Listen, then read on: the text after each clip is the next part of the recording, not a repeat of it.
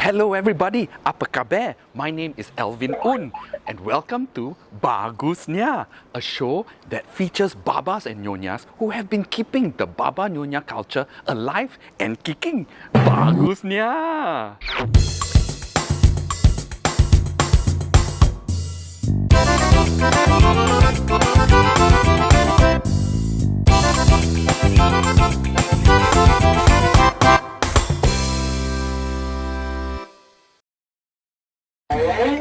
Today, we are at Geylang Singapore. Did you know that there used to be many Baba families living in the Geylang area? Yeah, my great-grandfather used to stay at Lorong 22. But today, we are going to Lorong 28 to visit a Baba who is now living in a Peranakan shophouse. Let's go visit Rumah Baba Fred.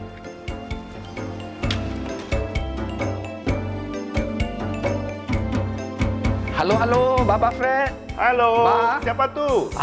Baba Alvin sini. Halo Alvin. Halo, Alvin. apa khabar? Apa khabar? Lama tak jumpa Ya. Boleh masuk tak? Selamat datang. Boleh. Okey. Wah. Masuklah. Wah, cantik sekali. Ayo.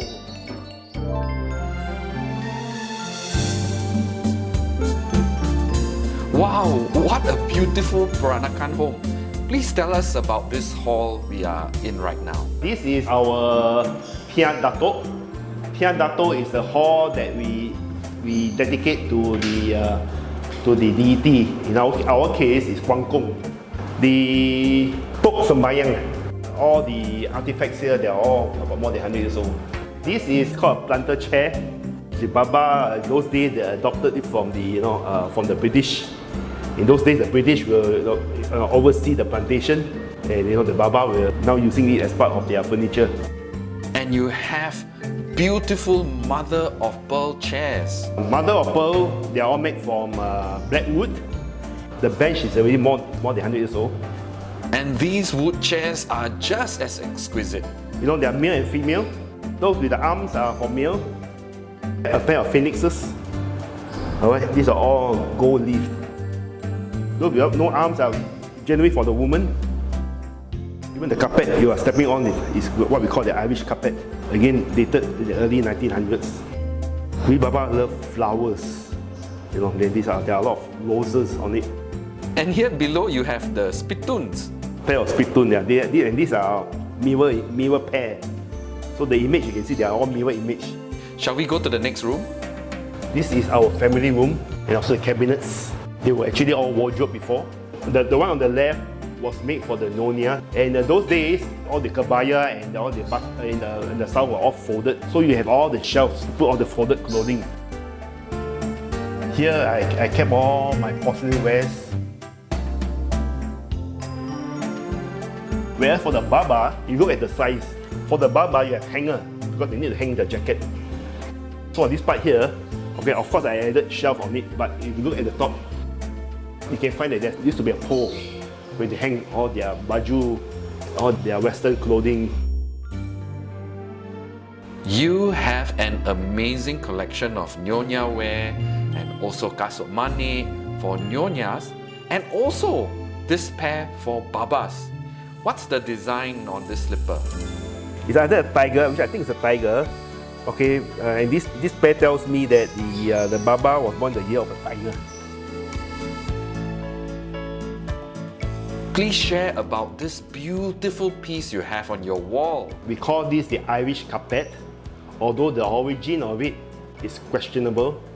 Some say it comes from England, but it is a rug used by the European to cover their furniture during the summer period when the sun was very hot. But the Baba use it for during their wedding to put on the wedding table. This piece is still in very good condition for its age. It's about 100 years old.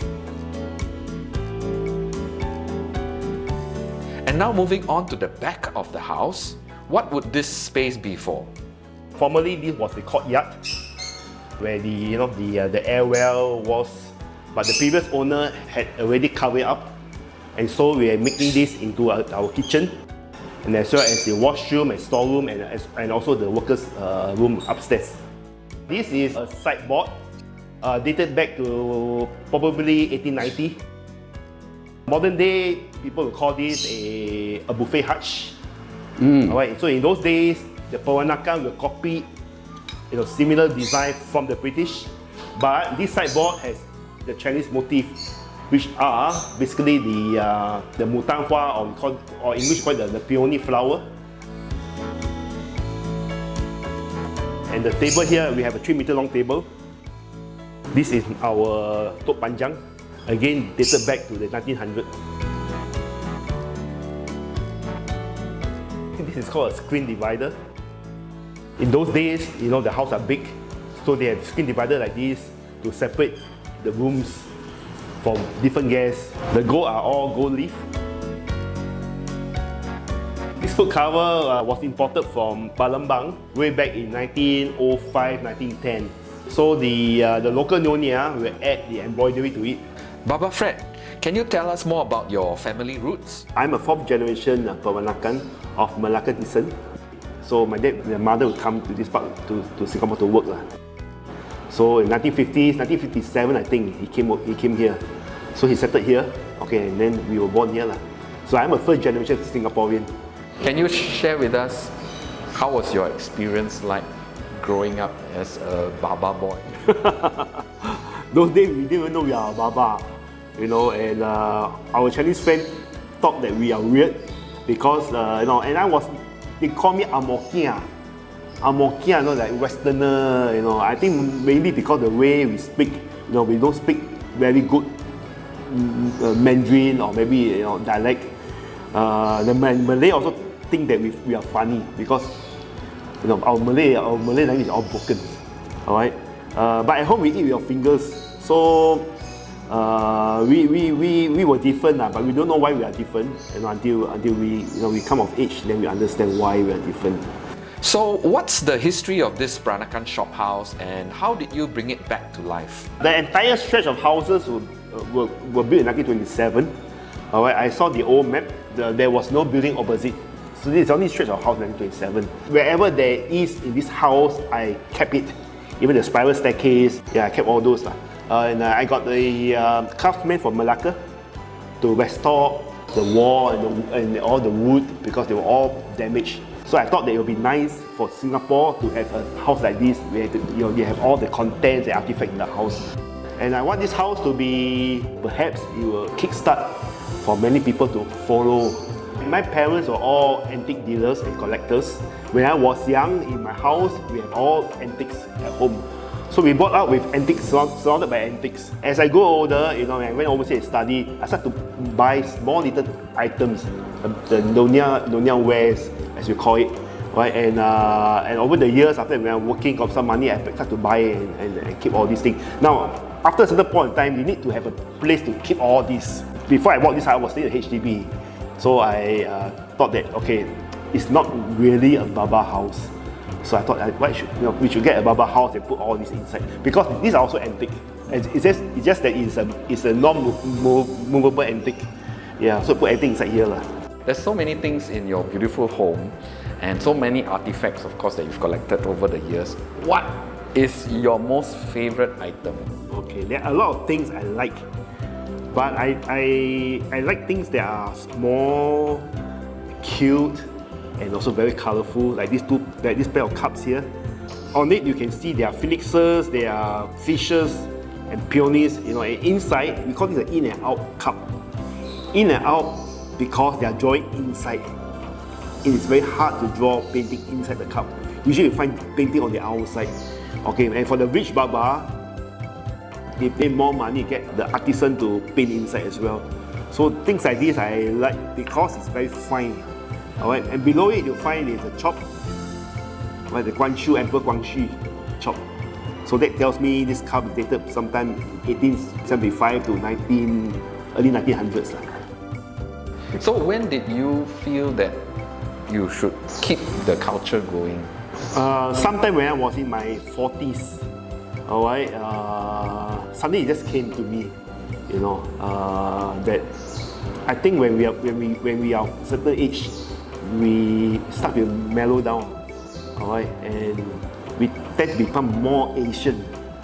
more Chinese, right? And then that's the time where we want to learn more of this culture.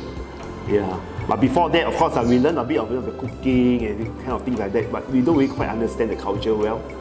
Yeah. So when I retired from my work, I took 2 years off work to search for my roots, right? To study more of this culture. What is your opinion on the state of the Baba Nyonya culture today? Sadly, a lot of the younger generation do not appreciate this culture. Alright, they at most probably if you're lucky they wear the batik shirt. Alright, but beneath it is hollow, it's empty. I find there's emptiness inside them. But the government is doing a lot of work to promote this culture. Alright, you look at the airport, the Peranakan museum, but all these are material culture. The non-material culture is dying. Alright, the beliefs, Confucianism and Taoism aspect of it is lost. Because the Baba culture is basically a Chinese culture that is now missing. What role do you think Rumah Baba Fred can play to keep the Baba Nyonya culture going? This will be a place where people can come and look at things and learn about the history, try the food, listen to stories. I'm hoping that the authority will want to promote this as part of the museum.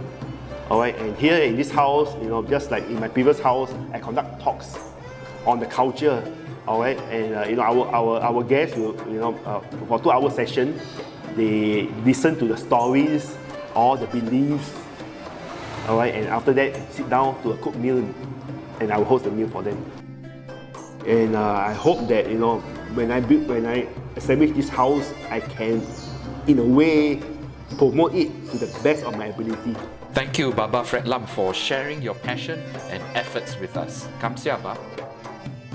Wow! It's amazing how much Baba Fred has put in to make this dream Peranakan home become a reality. How he painstakingly refurbished the building, renovated it with all his beautiful and amazing antiques that celebrates the beauty and charm of the Baba Nyonya culture. I hope you enjoyed this episode of BAgusNYA. There will be more episodes coming your way. My name is Alvin, keeping the Baba Nyonya culture alive and kicking. BAgusNYA!